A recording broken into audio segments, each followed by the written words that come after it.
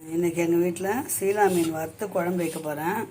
அதுக்கு வந்து 1/2 கிலோ மீன் எடுத்துருக்குறேன்.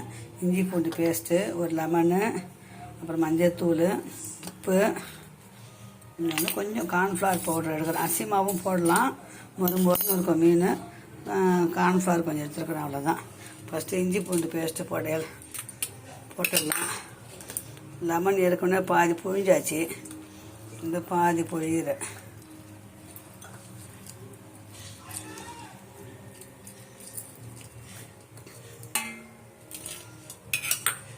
இதெல்லாம் பரட்டிட்டு உங்களுக்கு காட்டுறேன்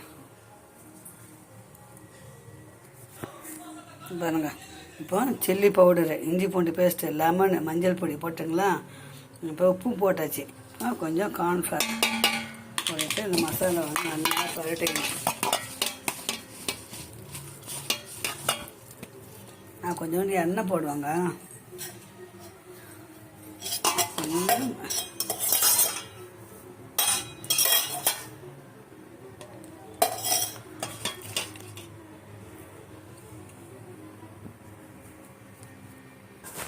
இப்போ பாருங்கள், எல்லாம் போட்டாச்சு, பரட்டி வச்சாச்சு. இப்போ எண்ணெய் நல்லா காஞ்ச பிறகு இது 1 மணி நேரம் அப்படியே எடுத்து மூடி வச்சிடணும்.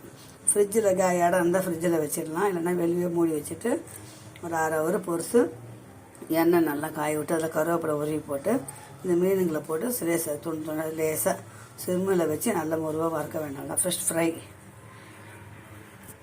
ஓகேங்களா.